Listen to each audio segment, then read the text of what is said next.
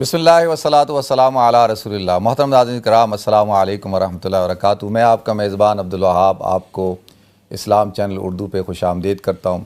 ناظرین، آج کی اسپیشل ٹرانسمیشن ہے جو کہ عالم اسلام کے ایک بہت بڑی شخصیت اور شیخ الحدیث، مفسر قرآن، پاکستان کے مایہ ناز عالم دین حضرت علامہ ڈاکٹر منظور احمد مینگل صاحب دامت برکاتہم العالیہ کے ساتھ ایک اسپیشل نشست ہے، اور میں اس بات کو آج فخر محسوس کرتا ہوں اسلام چینل کے لیے بھی کہ اسلام چینل کے لیے حضرت ڈاکٹر صاحب نے ٹائم دیا اور آپ حضرات سے ملاقات کا ہمیں موقع عنایت فرمایا۔ تو میں ڈاکٹر صاحب کو خوش آمدید کرتا ہوں۔ ڈاکٹر صاحب، بہت شکریہ آپ کا کہ آپ اسلام چینل پہ تشریف لائے جی۔ شکریہ، وعلیکم السلام ورحمۃ اللہ وبرکاتہ۔ آپ کا شکریہ، بڑا احسان۔ آپ نے جو عزت دی، اللہ دنیا آخرت میں آپ کو ترقیوں سے نوازے، آپ کی چینل کو بھی، آمین، اور اللہ آپ کو نواز دے۔ یہاں ساتھیوں نے، مسلمانوں نے ہر طرح سے عزت دی اور ماشاءاللہ استقبال کیا، ان کے احسانات کو میں بھول نہیں سکتا۔ بہت شکریہ۔ ڈاکٹر صاحب، آج ہم جو ہے وہ کچھ باتیں آپ کے متعلق کریں گے، آپ کی شخصیت کے متعلق کریں گے، اور پھر یقینی طور پہ ہمارے ناظرین بھی آپ سے اگر کچھ بات کرنا چاہیں تو دوسرے ہاف میں وہ بھی آپ سے بات کر سکیں گے۔ تو پہلے تو آپ تھوڑا سا اپنے بارے میں بتائیں کہ آپ کا تعلق کس علاقے سے ہے، اور آپ کا جو پڑھائی ہے یا جو وابستگی ہے اس وقت کون سے ادارے کے ساتھ ہے؟ مفتی عبدالوہاب صاحب، تعارف تو بس بہترین تعارف ہمارا حضرت علی رضی اللہ تعالیٰ عنہ نے کی ہے۔ تراب من تراب علی تراب فی تراب، مٹی کا بنا ہوا، مٹی پہ زندگی گزار رہا ہے، مٹی میں جائے گا، مٹی سے اس کو اٹھایا جائے گا۔ جی، لیکن تاہم اللہ پاک نے مختلف قبائل اور مختلف یہ ہے کہ حسب و نسب زبانیں بنائی ایک دوسرے کے تعارف اور پہچاننے کے لیے۔ میرا نام منظور احمد، اساتذہ نے نام رکھا ہے، اصل نام میرے والد صاحب نے وہ نصیر الحق ہے۔ اچھا، میرے بھائی فضل الحق اور ثناء الحق، تین بھائی، ایک بھائی کا انتقال ہو گیا۔ اور میں بلوچستان کا علاقہ ضلع خضدار ہے، اس کے ساتھ ایک تحصیل ہے وڈ جس کو کہا جاتا ہے، آبائی علاقہ میرا وہی ہے، اور میں وہاں پہاڑوں میں ہم لوگ رہتے ہیں اور شہر سے دور ہے۔ یہ سردار عطا اللہ مینگل بھی آپ نے سنا ہوگا، جی، اختر مینگل بھی سنا، بڑا قبیلہ ہے۔ مینگل برادری یہ افغانستان میں، یہاں انڈیا میں بھی لاکھوں کی تعداد میں بہت ہے، اور دیگر ممالک میں بھی، پاکستان میں بھی سب سے بڑی قوم ہے۔ تو مینگل برادری سے، مینگل برادری میں پھر شیروزئی ایک شاخ ہے، تو جیسے اختر جان وہ شاہی زئی ہے تو ہم شیروزئی۔ ابتدائی تعلیم کچھ الف با تا سا وہیں اپنے علاقے میں حاصل کیا۔ میرے والد صاحب کا آپ کو یاد رہے کہ 4 سال یا 5 سال کی میری عمر تھی، والد صاحب کا انتقال ہو گیا، اور میرے والد صاحب کی وفات کے بعد آپ سمجھے کہ 52-53 سال میری والدہ زندہ رہی، ابھی 1-2 سال پہلے ان کا وصال ہوا ہے۔ اس کے بعد پھر خضدار میں کچھ پڑھا اور سندھ چلے گئے، وہاں حفظ میں نے سندھ میں کیا، پھر تکمیل پھر خضدار میں کی، اور 79 اور 80 میں ٹنڈو محمد خان حیدرآباد کے قریب علاقہ ہے، یہاں جیسے ہمارے درس نظامی علماء کی ہوتی ہے، درس نظامی کے صرف نحو کی کتابیں وہاں مولانا علی محمد صاحب ہے، ان سے میں نے پڑھا ہے، اور مولانا علی محمد صاحب ابھی تک زندہ ہے، 90 سال سے اوپر ان کی عمر ہے، اور اس دفعہ ہمارے یہاں تشریف لائے تھے۔ پھر 81 میں آیا جامعہ فاروقیہ، جو کہ وفاق المدارس العربیہ پاکستان مدارس کا ایک بورڈ ہے، منظمہ ہے، اور اس میں تقریباً آپ سمجھے کہ 25-30 لاکھ طلباء ہے، ماشاءاللہ، اور 20,000 سے زائد، 25,000 کے لگ بھگ مدارس ہے۔ تو وفاق المدارس کے جو صدر تھے، رئیس، اور حضرت اقدس شیخ الاسلام مولانا تقی صاحب کے بھی استاد، مفتی محمد رفیع کے بھی استاد، مفتی نظام الدین جو آپ کے استاد ہیں ان کے بھی استاد، مفتی نظام الدین بلکہ ان کے مدرسے کے فارغ بھی ہے جامعہ فاروقیہ کے، اور 18 سال آپ نے وہاں تدریس بھی کی، پھر بھی نور ٹاؤن تشریف لے گئے۔ 81 میں جامعہ فاروقیہ آیا ہوں، اور 87 میں میری فراغت، اور 2-3 سال کے بعد جس کو درجہ رابع ہمارے ہاں کہا جاتا ہے، چوتھی جماعت، اس میں باقاعدہ میں مؤذن لگا، چونکہ بلوچوں کی آوازیں اچھی ہوتی ہے تو اس وجہ سے تراویح بھی پڑھاتا رہا، اور فراغت سے 2 سال پہلے میں امام لگا اور 28 سال پھر میں امام بھی رہا اور پڑھایا بھی وہیں 87 سے فارغ ہو کر کے وہاں پڑھاتا رہا. ساری کتابیں میں نے وہیں پڑھائی.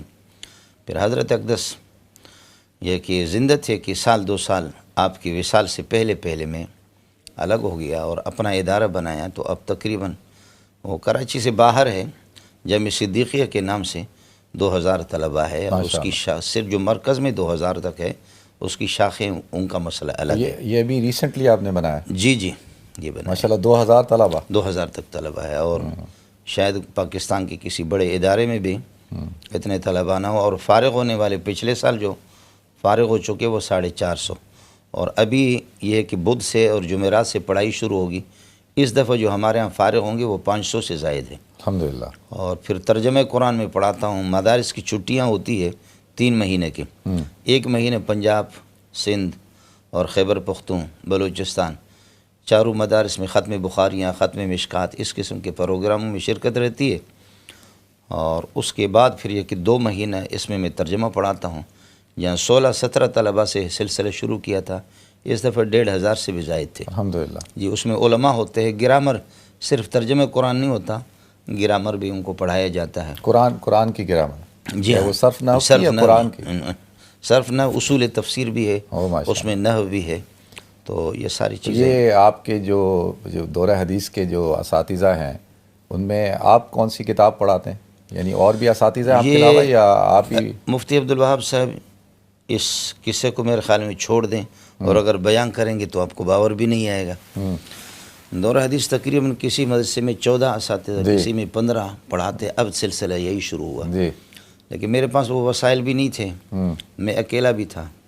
تو اساتذہ سب میرے شاگرد ہیں, لیکن وہ آخری کلاس کے, ان میں کوئی پڑھانے کی شاید وہ چیز نہیں تھی ابتداءً. اس لیے میں نے بھی اس کو روا نہیں سمجھا. لہذا 3-4 سال تک پورا دور حدیث میں اکیلا پڑھاتا رہا ہوں. ساری کتابیں میں اکیلا پڑھاتا رہا ہوں, سوائے تحاوی کی اور 1-2 آسان کتابیں. ساری کتابیں اکیلا پڑھاتا رہا ہوں. اور مشکات بھی میرے پاس, پھر یہ جلسے اور مدرسے کی ذمہ داریاں بھی. اور شاید 24 گھنٹوں میں 2.5-3 گھنٹہ مجھے آرام کرنے کا موقع ملا. یعنی ایک تو تفسیر تو چھٹیوں میں پڑھاتا. اچھا, وہ رمضان میں اور رمضان سے پہلے مہینے شعبان, ان 2 مہینوں میں تفسیر پڑھاتے. باقی سال کے دوران دورہ حدیث چلتا ہے. دورہ حدیث اور مفتی کورس بھی, وہ بھی ہم کراتے ہیں. مفتی کورس میں, اس میں بھی تخصص جس کو کہا جاتا ہے. اس وقت آپ کے جو شاگرد ہیں, جہاں تک میرے علم ہے کہ ہزاروں کی تعداد بہت زیادہ ہے. جی اس کی بنیادی وجہ ہے کہ کسی ادارے میں صرف دورہ حدیث سے عالم بنایا جاتا ہے اور تفسیر نہیں ہوتی. تو اس اعتبار سے بڑے بڑے ادارے بھی بہت پیچھے رہ گئے. یعنی تفسیر میں میرے اساتذہ اب تقریباً 1500 میں 600-700 طلبہ ہوں گے, وہ بھی اوپر کلاسوں کے. اور باقی یہ کہ زیادہ تر علماء اور مدرسین ہوتے ہیں. تو یہ آپ کیسے مینیج کرتے ہیں, آپ کے جلسے, پروگرام اور پھر پڑھنا پڑھانا؟ بس دعا شیخ الحدیث مولانا سلیم اللہ خان صاحب کی ہے. میرے فقیر قسم کے والدین, مسکین لوگ, اور آپ جیسے بھائیوں کی دعا رہتی ہے. مجھے خود بھی سمجھ میں نہیں آتا. الحمدللہ اللہ تعالیٰ نظام چلا رہا ہے. کئی دفعہ کوشش بھی کہ اب تھوڑے سے اسباق میں نے کم کر دیے, کوشش بھی کی. ہمارے یہاں نہ کوئی سہولت ہے, نہ کچھ, شہر سے بالکل باہر ہے. یعنی زندگی کی جو ضروریات ہیں وہ بھی طلبہ کو میسر نہیں. تو آپ کو حیرت ہوگی کہ شاید کوئی ایسا ادارہ ہو کہ جس میں 40 تک کے لگ بھگ کمرے. یہ مولانا کلیم الرحمن صاحب بھی آپ سے ملے, اسی طرح مولانا اسماعیل صاحب, یہ حضرات وہاں آئے تھے. 40 تک کمرے طلبہ نے خود اپنے پیسوں سے بنائے. پہلے خیمے لگاتے تھے اور وہ خیموں میں رہتے تھے. اب کس علاقے میں ہے کراچی کے؟ جو نئی سبزی منڈی ہے. جی اور وہ جو سوراب گوٹ. ہاں, سوراب گوٹ سے آگے. اچھا. اور یہاں بحریہ ٹاؤن وغیرہ گلشن میں, بحریہ ذرا آگے ہے ہم سے. اچھا. گلشن معمار مشہور سوسائٹی, ڈیفنس کے بعد گلشن میں. گلشن معمار کے ساتھ ایک گوٹ ہے, پیربخش گوٹ اس کو کہا جاتا ہے. یہاں ہے یہ ادارہ, تقریباً 14-15 ایکڑ پر ہے. اچھا, ماشاءاللہ. جی ہاں. اور مسجد بن گئی. تو عام طور پہ تو جو طلبہ ہوتے ہیں, جو خارجی طلبہ ہیں جو صوبہ خیبر پختونخوا سے یا دوسرے علاقوں سے, وہ شہری جو ادارے ہوتے ہیں ان میں جانا پسند کرتے ہیں. تو آپ کے یہ ہاں تو اتنی مفتی عبدالوہاب صاحب, بہت سے چینل والے لوگ بھی آئے ہیں, مختلف چینلز کے, یہ سوال تو آپ طلبہ ہی سے کریں گے کہ بھائی جہاں آپ کو سہولیات حاصل ہے آپ وہاں نہیں جا رہے ہیں، تو بس وہ آپ بھی حیران ہیں، باقی چینل والے بھی حیران ہیں، ہم بھی خود بھی حیران ہیں، لیکن الحمدللہ ہے سلسلہ بڑا رجحان ہے۔ تو یہ جو طلبہ ابھی آپ بتا رہے تھے کہ یہ کمرے آپ نے ایسے بنائے، تو یہ مقامی ہوتے ہیں، رہائشی ہوتے ہیں یا یہ نہیں باہر کے، باہر کے؟ خیبر پختو کا ہے، کوئی پنجاب کا ہے، تو بس وہ اپنے پیسے لگا کر کے کسی نے پاکستانی 2 لاکھ میں، کسی نے 1.5 لاکھ میں، کسی نے 3 لاکھ میں کمرے بنا دے۔ لیکن اب ایک بلڈنگ بن گئی 60-70 کمروں کی، اس میں بھی رہائش ہے۔ الحمدللہ۔ ایک اور یہ کہ بلڈنگ ہے، مسجد ہے تقریباً پورے ایکڑ پر ہے۔ مسجد میں 12-13 ہزار آدمی تو پہلے سے یعنی 8-9 ہزار نماز پڑھ سکتے تھے، اب تو 14 ہزار کی گنجائش ہوگی، اس کی دوسری منزل بھی بہت بڑی مسجد ہے، ایکڑ پر ہے۔ اور قرآن پاک کا سبق تفسیر کا اسی مسجد میں ہوتا ہے، کوئی کلاس ایسی نہیں ہے ہمارے پاس جو طلبہ اس میں آ سکیں، ان کو سمجھ سکے۔ یہ تو آپ سلسلہ جو ہے آپ اردو میں پڑھاتے ہیں یا بلوچی زبان میں جی، پڑھاتے میں اردو میں پڑھاتا ہوں، میں اردو اور بیروہی، بلوچی، سندھی، فارسی اور عربی یہ زبانیں فرفر بولتا ہوں۔ ماشاءاللہ۔ جی ہاں، عربی بھی جو قرآنی عربی ہے وہ میرے لیے کوئی دشواری نہیں ہے، الحمدللہ۔ ہاں وہ اردو سے بھی زیادہ عمدہ ہے اور اس میں روانگی زیادہ ہے۔ جی جی۔ تو یہ اچھا تھوڑا سا حضرت یہ بتائیں کہ یہ جو آپ کا تعلق آپ نے بتایا مینگل سے، بلوچستان سے، تو یہ بلوچستان کے لوگ ہیں، میرے دن میں ابھی سوال ایسے ہی آیا کہ یہ اسلام کب آیا ہے یہاں پہ؟ اور آپ حضرات کا تعلق یہ شروع سے صدیوں سے اسی علاقے سے، اسی خطے سے، کیونکہ یہ ایران میں بھی ہیں، سندھ کے اندر بھی ہیں، پنجاب میں بھی آپ کو ہوتا ہے، جنوبی پنجاب میں بھی ہیں، اور کچھ علاقہ عراق میں بھی ہیں، تو یہ بلوچ قوم ہے کون؟ حضرت اس طرح ہے کہ یہ کراچی یہ خود بلوچستان تھا، خانہ افکلات جس کی حکومت تھی، یہ کراچی دریائے سندھ سے آگے، یہ عربی تاریخوں میں تاریخ البلوش اور اسی طرح عربی انسائکلوپیڈیا ہے، اس میں 250 صفحات آپ کو ملیں گے، اور اس کا عنوان ہے البلوش من العرب، البلوش من العرب۔ جی ہاں، اور یہ حلب اور یمن سے یہاں سے آئے ہیں بلوچ برادری۔ ہماری ثقافت، ہماری روایتیں اب بھی آپ کو حیرت ہوگی کہ جو کعبۃ اللہ کی چابی جس کے پاس ہے عبد الرحمن بن صالح، تو ان کی بیوی بھی بلوچن ہے، مینگل ہے، تو وہاں جو نیشنلٹی بھی ان کی ہے۔ اصل ہماری یہ جو پٹی ہے کراچی میں جو بندرگاہ ہے اور گڈانی، اس سے آگے ڈام سومیانی یہ بلوچستان ہے، اور اس سے آگے اگور ہے بلوچستان بندرگاہ ہے، اور پسنی ہے اور گوادر ہے، جیونی ہے، یہ پورے پٹی بلوچستان کے یہ سمندر پر یہ بندرگاہوں کے نام میں لے رہا ہوں۔ اور اس سے پھر چابہار اور کنرک سے آگے جا کر کے بندر عباس ہے، بندر عباس تک یہ سارے بلوچ ہے۔ پھر یہ کہ یہ پوری پٹی بلوچوں کی پاکستان بلوچستان اور ایران بلوچستان بالکل ایک ہی پٹی سمندر کے کنارے پہ جا رہے، اور پھر اس سے آگے پھر دبئی ہے بندر عباس سے آگے۔ تو یہ جو سلسلہ ہے صحابہ کی آمد بھی رہی ہے بلوچستان میں، یہ معجم البلدان یاقوت حموی کی، اس میں آپ کو ملے گا، تفصیل ملے گی۔ جیسے یہ ہمارے خزدار ہے، اس کا نام عربی کتابوں میں قزدار ہے، بڑے کاف کے ساتھ، زال کے ساتھ۔ تو صحابہ کی آمد یہاں رہی ہے، اور اسلام جی اس زمانے انہی میں کی محمد بن قاسم کا کوئی تعلق نہیں ہے بلوچستان؟ محمد بن قاسم سے بھی پہلے آئے، اچھا، ان سے پہلے آئے، صحابہ آئے، بہت سے صحابہ کی قبریں بلوچستان میں ہیں۔ یہ جو پنجگور ہے اس کی کوئی حیثیت ہے؟ جی نہیں، پنجگور کی حیثیت تو مشہور تو یہ کہ پنجگور یعنی 5 قبریں صحابہ کی، ایسا نہیں ہے۔ ہمارے بلوچوں میں کور کہتے ہیں ندی کو۔ اچھا، تو بہت بڑی ندیاں، 5 ندیاں جو ہزاروں چھوٹی چھوٹی ندیاں ان میں مل جاتی ہے، پھر وہ آ کر کے یہ کہ 5 ندیاں یہ آپس میں مل جاتے، پھر جا کر کے سمندر پہ، تو کور کہتے ہیں ندی کو۔ تو یہ پنج کور ہے، پنج کور، تو اس کور کو گور لوگوں نے بنا دیا، ہم تو علاقے والے لوگ ہیں۔ اچھا ایک چیز میں نے الحمدللہ آپ کی بات میں کاٹ رہا ہوں کہ یہ جو ہماری حدیث کی جو کتابیں ہیں، جیسے کہ ابو داؤد ہے، نسائی ہے، تو ان میں نے بھی جمع کیا اور لوگوں نے کام بھی کیا، اس میں مکران کے یعنی راویوں کی حدیث نقل کرنے والوں کی بہت بڑی تعداد ہے کہ جو حدیثیں نقل کرتے ہیں صحابہ، تابعین، تبع تابعین سے۔ تو مکران اصل میں کوئی خاص علاقہ نہیں ہے، مکران میں پنجگور بھی ہے، تربت بھی ہے، گوادر بھی ہے، جیونی بھی ہے، یہ بلوچوں کی یہ جو پٹی ہے جتنی، اس میں کئی علاقے ہیں، یہ مکران کا علاقہ ہے۔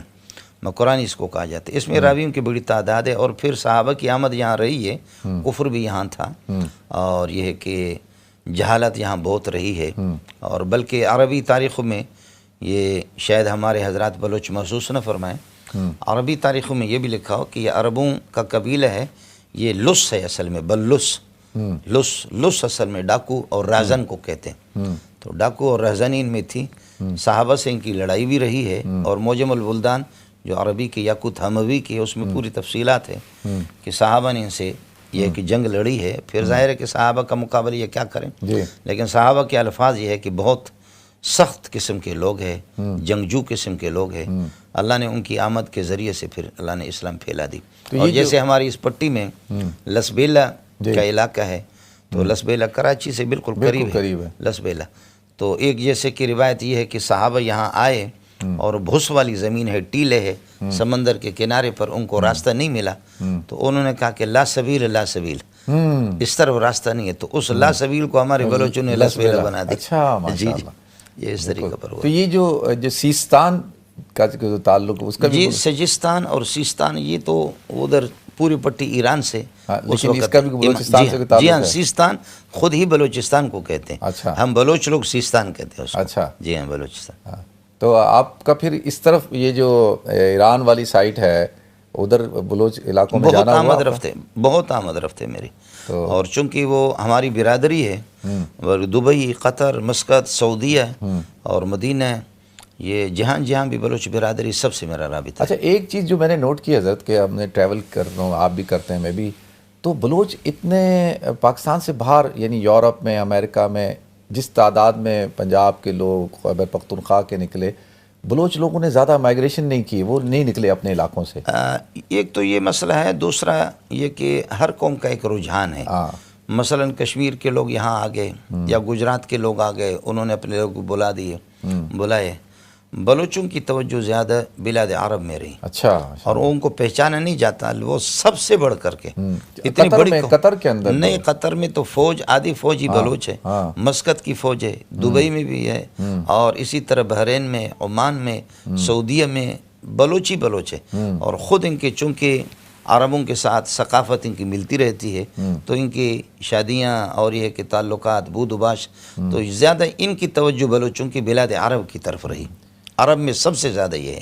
تو اچھا, یہ آپ کا جو ماشاءاللہ یعنی عالم اور حافظ, ماشاءاللہ آپ نے بتایا آپ جامع فاروقیہ میں آپ تراویح بھی پڑھاتے تھے. جی جی. تو یہ جو علمی رجحان پیدا ہوا, یہ کیا آپ کے والد صاحب عالم تھے یا؟ ہمارے ہاں تو اب انگریزی تعلیم اب کافی آ گئی, لیکن اب میں 60 سال کو پہنچ رہا ہوں, اور جن دنوں میں ہم مدرسوں میں نکلے, یا ہمارے عزیزوں نے, والد صاحب کا تو انتقال ہو گیا, میری والدہ تھی, میرے پڑھانے میں سارا دخل انہی کا ہے. تو وہاں زیادہ تر رجحان یہ کہ اسلامی تعلیمات کی ہے, حافظ قرآن, عالم بننا, یہ چیزیں. اب بھی ہمارا گاؤں ہے, چھوٹا سا گاؤں ہے کہ آپ حیران ہوں گے, شاید وہ 2-2.5 ہزار کی آبادی ہے, لیکن اس میں سینکڑوں حافظ اور سینکڑوں علماء آپ کو ملیں گے. ماشاءاللہ. جی, یہ رجحان ہے. اب انگریزی تعلیم بھی کافی آ گئی, اور لوگوں میں وہ گئے, اس میں یعنی اردو پر بھی گئے, اور اس طرف رجحان ہے. لیکن اسلامی تعلیم اسی وقت سے رجحان زیادہ تھا, تو اس وجہ سے پھر وہیں پہ جی اس طرح سے. تو فاروقیہ میں ابھی بھی آپ پڑھاتے ہیں یا نہیں پڑھاتے؟ نہیں, فاروقیہ میں 81 میں آیا, اور 2013 اور 14 میں پھر میں نے چھوڑ دیا. 30-32 سال بھی میں نے, 7-8 سال تو میں نے پڑھا, پھر میں نے PhD بھی کیا. اس میں مسائل جدید ہے کہ حل میں علماء کا کردار. اس میں جمشید یونیورسٹی سے آپ کے استاد مفتی نظام الدین 1.5 سال مجھ سے پہلے انہوں نے ڈگری لی, اور میں نے اس کے بعد PhD کیا. تو آپ کی ڈگری کو لے کے بھی کافی بحث سوشل میڈیا پہ کہ یہ کیسے پاسبل ہے کہ ایک بندہ 3 مہینے کے اندر جو ہے وہ 2 مہینے میں, میرے تو 2 مہینے میں مفتی نظام الدین نے تو 21 دن میں 700 صفحات لکھی. جی جی. آپ نے تو 21 دن میں ہی لکھا. وہ اکثر سنایا کرتے تھے. جی جی, بس وہ تو ہمارے حضرات ہوتے ہیں, ان کی ندیوں کو اور وادیوں کو آدمی بند باندھ کر کے بند کر سکتا ہے, کسی کے منہ کو کوئی بند نہیں کر سکتا. لیکن ایک چیز ہے, میں سمجھتا ہوں کہ اب میں نے بخاری شریف ابھی حفظ کیا 1.5-2 مہینے میں. تو میرا وہ استاد بھی زندہ ہے جو جامع فاروقیہ میں استاد تھے, پھر 30-40 سال وہ مکے میں رہے, ابھی وہ کراچی شفٹ ہو گئے. تو مولانا عبدالحق البلوشی, تو شکر ہے کہ وہ بھی زندہ ہے. پھر مفتی سعید دارالعلوم دیوبند کو جیسے کہ میں نے امتحان دیا اور مفتی صاحب بڑے سخت تھے، کسی کو سند دیتے بھی نہیں تھے، لیکن جو سند اس نے لکھی وہ بھی کچھ ساتھیوں کو ہضم نہیں ہوئی، اس پر بڑی بحث چلی۔ تو اب مفتی صاحب نے پھر ان کی کتاب حیات سعید چھپی ہے، پھر اپنے لیٹر پیڈ پہ لکھا کہ بھئی یہ سب کچھ میں نے ہی دیا ہے اور میں اس بندے کو جانتا ہوں۔ علامہ انور شاہ کشمیری کے صاحبزادے، انہوں نے بھی سند دی، ان کو بھی میں نے امتحان دیا ہے، اور خیبر پختون کے مولانا ڈاکٹر شیر علی شاہ صاحب، مولانا حسن جانی، ان سب کی سندیں میرے پاس ہیں۔ ماشاء اللہ۔ تو ایک حضرت ایک چیز جو بڑی ایک تو ہوتا ہے نا کہ جلسوں کی ایک زبان ہوتی ہے، اور ایک طلباء کو سامنے بٹھا کے ایک درس کی ایک طریقہ کار ہوتا ہے تدریس کا، اور لیکن یہ عام طور پہ جو ایک پرسیپشن بنا سوشل میڈیا پہ، وہ یہ کہ اس چیز کو لے کے دیکھیں، جیسے ماشاءاللہ آپ نے بھی بتایا کہ آپ پورا دورہ حدیث کو پڑھاتے ہیں اور زیادہ وقت آپ کا پڑھانے پہ ہی گزرتا ہے اور پروگرامز میں، تو یہ ایک پرسیپشن کیسے بنایا گیا یا بن گیا کہ جی صرف منظور مینگل جو ہے وہ لطیفے سناتے ہیں، ہنسنا ہسانا، یا یہ چیز کس طرح سے پھر ایک پرسیپشن؟ ہمارے ہاں ایک مزاج ہے حضرت کہ آپ نے دیکھا ہوگا کہ بڑے باغ میں جہاں گلاب کے پھول بھی ہے، پھلدار قسم کے درخت بھی ہے، لیکن مکھی جو ہوتی ہے جس کا گزارا گند پہ ہوتا ہے، تو کسی درخت کے نیچے اگر کسی بچے نے گند کیا ہے تو مکھی گھومتے گھومتے جا کر اس گند پہ بیٹھے گی، پھولوں پہ نہیں بیٹھے گی۔ یہ ہماری جو قربانیاں ہیں، ہماری جو محنتیں ہیں، اور بسا اوقات سیاق و سباق سے بات کو کاٹ کر کے، اور پھر کبھی اس قسم کا قصہ ہوتا ہے، یہ لوگ تو چونکہ واقف ہی نہیں ہے، نہ علم سے نہیں۔ اب مکڑی کی مثالیں قرآن میں، یعنی آپ یہ دیکھیں، ان کا بھی اعتراض یہی تھا کہ اللہ کو کیا ہے کہ جو لوگ غیر اللہ کو پوجتے ہیں تو وہ اس طریقہ پر یہ ہے کہ جیسے کہ مکڑی جال بناتی ہے۔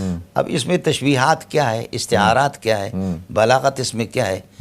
تو ایک آدمی ان چیزوں کو سمجھ نہیں رہا، وہ تو کہتا ہے کہ کیا اللہ کو کیا پڑھا ہے کہ اللہ تعالیٰ مکڑی کو بیان کرتا ہے، یا رسول پاک صلی اللہ علیہ وسلم کو بتایا کہ جی عورتوں کی اس قسم کے مسائل، ان کی طہارت کے مسائل، دیگر قسم کے مسائل، لا یستطیع ان یضرب مثلا بعوضۃ۔ اصل ہوتا یہ ہے کہ شاید کوئی ایسا استاد ہو جو کہ 4-4 6 گھنٹہ بیٹھ کر کے پڑھائے، یہ آپ کو نہیں ملے گا، شاید کم ہی۔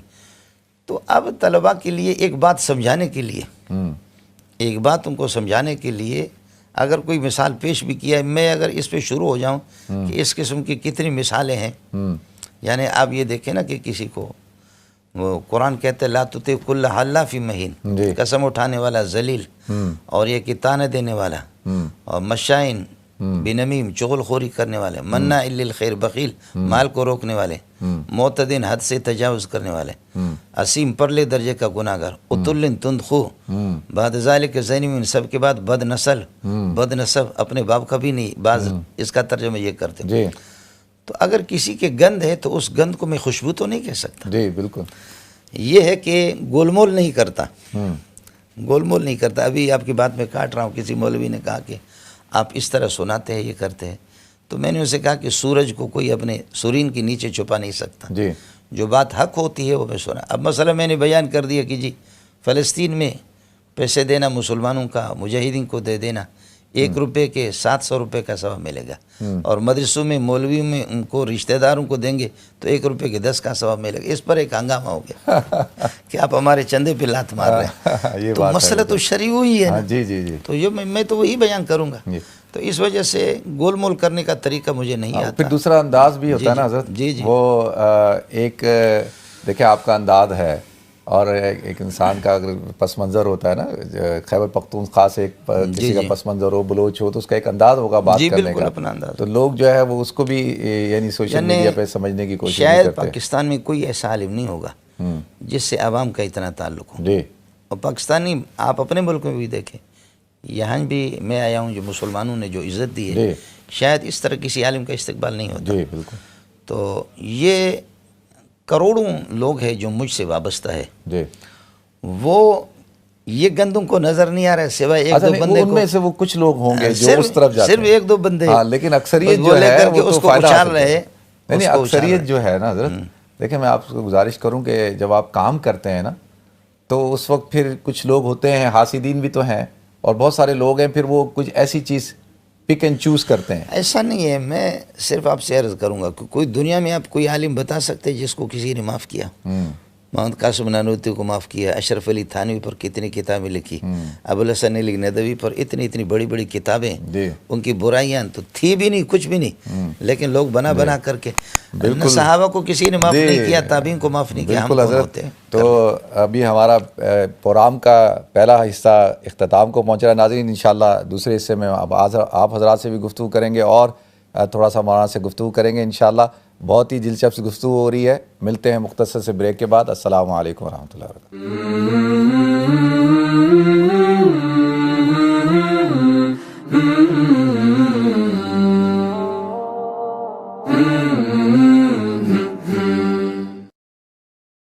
بسم اللہ الرحمن الرحیم، السلام علیکم ورحمۃ اللہ وبرکاتہ۔ ناظرین، ایک دفعہ پھر میں آپ کو خوش آمدید کرتا ہوں پروگرام میں۔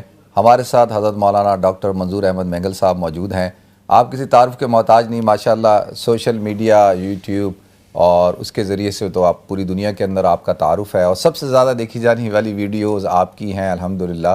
لیکن اس کے ساتھ ساتھ یہ تو سوشل میڈیا تو ابھی آیا، لیکن الحمدللہ جیسے ہم نے پہلے حصے میں پروگرام میں بات کی کہ حضرت نے بتایا کہ حضرت کا جو علمی شغل ہے وہ زیادہ تر تو وہی ہے، آپ پڑھنا پڑھانا، اور اس پہ پھر ہم بات کریں گے کہ پھر آگے آپ کی کیا پلان ہے۔ تو اس اعتبار سے، اور ماشاءاللہ میں یہ سمجھتا ہوں کہ جو ایک صحیح عالم دین ہوتا ہے، محقق ہوتا ہے، اس طرح سے، اور حضرت کا ایک طرح امتیاز یہ ہے کہ آپ کئی زبانوں پر آپ کو عبور حاصل ہے، اور آپ شیخ الحدیث کے ساتھ ساتھ شیخ التفسیر بھی ہیں، اور ماشاءاللہ دورے کی زیادہ تر کتابیں، جو ہمارا جو آخری سال ہوتا ہے اس کی ساری کتابیں، اکثر کتابیں حضرت خود پڑھاتے ہیں۔ تو یہ بہت ہی مشکل بات ہے، یہ کوئی آسان کام نہیں ہے۔ اکثر مدارس میں جب ہم نے پڑھا تو ہمارے اساتذہ تھے، وہ ہر جو ایک کتاب پڑھاتے تھے، کوئی بخاری پڑھاتا تھا، کوئی ترمذی پڑھاتا تھا، کوئی ابو داؤد پڑھاتا تھا، لیکن یہ میرے خیال میں پوری دنیا کے اندر واحد عالم دین ہوں گے جو اکثر کتابیں خود پڑھاتے ہیں۔ تو انشاءاللہ اس حوالے سے بھی گفتگو ہوئی۔ تو مولانا یہ تھوڑا سا ایک چیز جو میں چاہتا ہوں آپ حضرات تھوڑا سا کلیئر کریں، ایک تو ہمارے ہاں پاکستان کے اندر ایک جو علماء اور مختلف مسالک ہیں ان میں کافی تناؤ پایا جاتا تھا، ابھی تھوڑا سا بہتر ہے سچویشن، لیکن اس کے لیے ایک عالم دین کا کیا کردار ہونا چاہیے کہ وہ کس طریقے سے، کیا وہ لوگوں کو سماجی مسائل بتائے یا کس طریقے سے وہ لوگوں کی تربیت کرے، اس پہ تھوڑا سا گفتگو کریں۔ مفتی صاحب، علماء کی ذمہ داری ہے عوام کو اور امت مسلمہ کو جوڑنا۔ اس میں دو طبقہ ہے، ایک ہمارے نوجوان طبقہ ہے، اور پھر انسان مختلف زندگی کی مراحل سے گزر کر کے پھر اس کو تجربہ حاصل ہو جاتا ہے۔ تو ابتدائی مراحل میں بھی یعنی یوں سمجھیے کہ ایک سخت قسم کا مناظر بھی رہا ہوں، جو میرا مشغلہ شاید یہ ہے کہ اس فن میں میں ہزاروں کو پڑھا بھی چکا ہوں، لیکن یہ کہ وہ جو جھگڑا والی صورت ہے، مناظرہ والے، اس سے ہم نے امت کو جوڑا نہیں۔ اس وجہ سے حضرت اقدس مولانا محمد منظور نعمانی رحمۃ اللہ علیہ کی بات یاد آ گئی، آپ جانتے بھی، جی انتقال ہو گیا۔ انہوں نے کہا کہ یہ جو منفی انداز ہے اس سے امت مسلمہ کو فائدہ نہیں ہوا، اور وہ جو جیسے تبلیغیوں کا انداز ہے، مثبت انداز ہے، تو اس لیے اسی پر ہم آ گئے۔ اللہ کے فضل و کرم سے سنجیدہ طبقہ، جو بڑا طبقہ ہے، ہمارے حضرت شیخ مولانا سلیم اللہ خان صاحب جو محدث رئیس تھے وفاق المدارس کے، لاکھوں طلباء، اور پھر حضرت اقدس مولانا تقی صاحب، آپ کے استاد مفتی نظام الدین رحمۃ اللہ علیہ، جو حضرات قرآن و سنت کے مزاج سے کما حق واقف ہیں، تو منفی زبان ان کی ہے ہی نہیں، اور امت کو جوڑنے کی انہوں نے کوشش کی۔ یہی حال ہے بریلوی حضرات کا، کہ ان میں ایک آپ کو پتہ ہوگا کہ مفتی منیب صاحب ہے، علامہ ارشد سعید کاظمی صاحب ہے، جو کہ شیخ الحدیث انوار العلوم ملتان کے، اور سب سے مضبوط عالم ان کے یہی ہے۔ چنانچہ اسکولوں کے لیے قرآن پاک کے ترجمہ کی منظوری ہوئی سابقہ حکومتوں میں، تو اس میں یہ ہوا کہ اب ترجمہ کس قسم کا ترجمہ مرتب کیا جائے 6 سے 12ویں تک، تو ہر مکتب فکر کے ایک عالم کو منتخب کیا، کہ وہ جیسے کہ بریلویوں کو کہا گیا کہ آپ اپنا ایک عالم منتخب کر کے بھیج دیں، اور دیوبندی اپنا کوئی عالم، اور شیعہ حضرات وہ اپنا، اور اہل حدیث اور جماعت اسلامی والے۔